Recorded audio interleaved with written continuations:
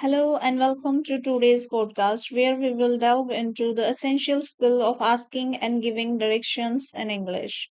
Whether you are traveling to a new city, helping a tourist, or navigating through unfamiliar places, mastering this skill can greatly enhance your communication.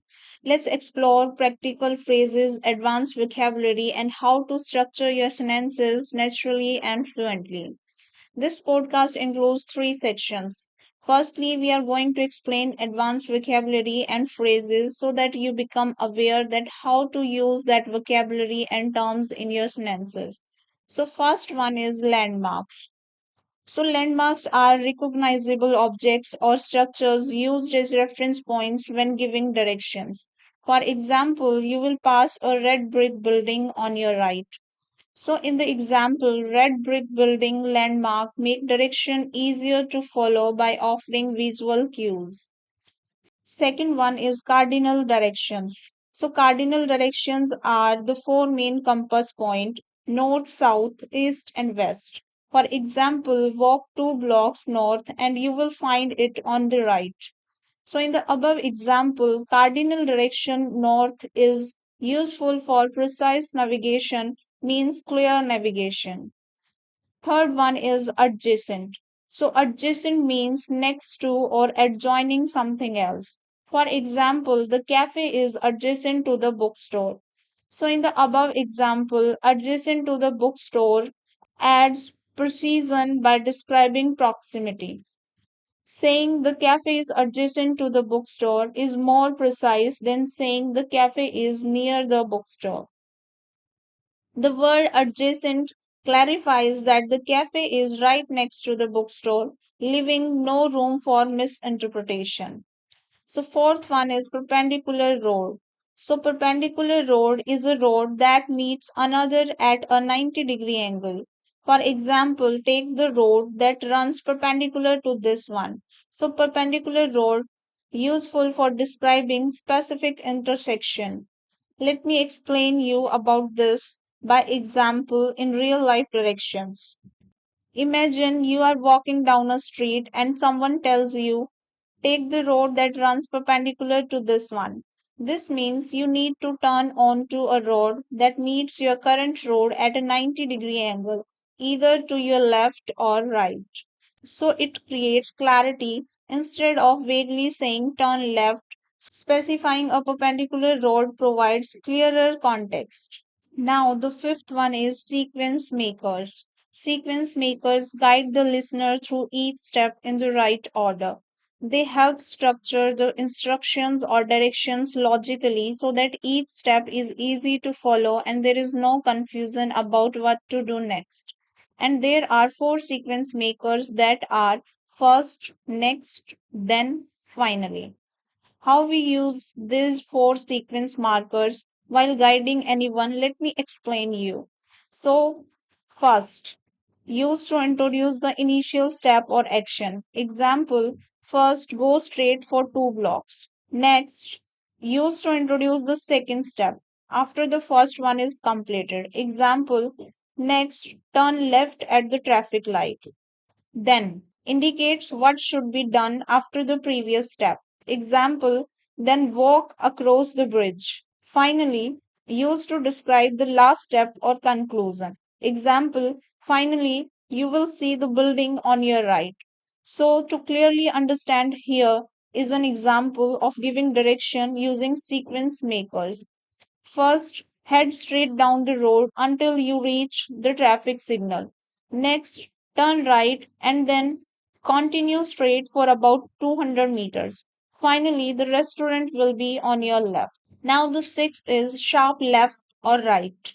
Definition, a sudden or precise turn. Example, make a sharp left at the next intersection. Explanation adds specificity compared to simply saying turn left. Seventh one is tucked away. Definition located in a hidden or less visible place. Example, the museum entrance is tucked away in a narrow alley. Explanation, this phrase conveys that the location may not be immediately obvious. Eighth one is pedestrian bridge. Definition, a bridge designed for people walking rather than vehicles. Example, cross the pedestrian bridge to reach the main gate. Explanation helps differentiate walking paths from vehicle routes. Ninth one is alight. Definition to get off or disembark from a bus, train, or other form of transport. Example, alight at the stop right after Central Plaza. Explanation a more formal alternative to get off. Tenth is opposite. Definition across from something else. Example the bank is opposite the train station. Explanation describes location relative to another point. 11th is directly ahead. Definition straight in front of you. Example once you have crossed the bridge, the entrance is directly ahead. Explanation helps emphasize straightforward navigation. 12th is roundabout. Definition a circular intersection where multiple roads meet. Example take the third exit at the roundabout. Explanation commonly used in traffic navigation, particularly in Europe and other regions. 13th is board. Definition to get on a bus, train, plane, or other mode of transport. Example board bus number 32 and alight at the stop right after Central Plaza. Explanation a formal alternative to get on. 14th is landmarks as cues. Example phrase you will see a large fountain, take the second left.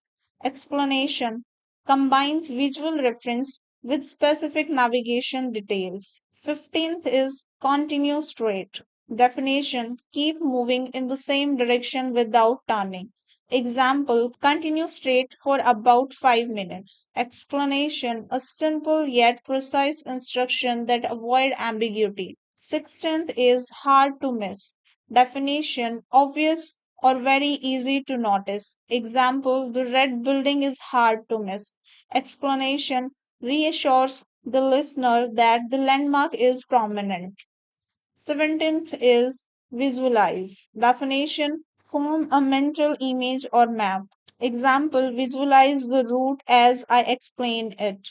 Explanation encourages the listener to mentally picture the path for better comprehension. 18th is polite openings. Example excuse me, could I trouble you for some assistance? Sorry to bother you, but I need help finding. Explanation sets a respectful tone for the conversation. 19th is spatial relationships. Definition words describing the position of one object relative to another. Examples next to, behind, adjacent to, in front of, opposite. Explanation these terms make directions more visual and specific. 20th is non-verbal cues. Definition gestures or actions that accompany verbal instructions. Example pointing toward a road while saying it's over there. Explanation adds clarity, especially when language barrier exists. Now, starting a conversation to ask for directions. When asking for directions, it's crucial to be polite and precise. Here are some advanced and natural ways to start. Example, excuse me, could you kindly guide me to the nearest pharmacy? Next example, would you happen to know how I can get to the city library? The next example, I seem to have lost my way. Could you point me in the right direction to Main Street? Next example, could you possibly tell me the best route to the train station? So, by incorporating these advanced phrases and sentence structures, you will not only sound more fluent but also feel confident when asking for or giving directions. Remember, practice makes perfect, so take time to rehearse these examples in real life scenarios. Thank you for tuning in today's episode. Don't forget to subscribe to the podcast for more tips to enhance your English fluency. Until next time, happy learning and stay confident.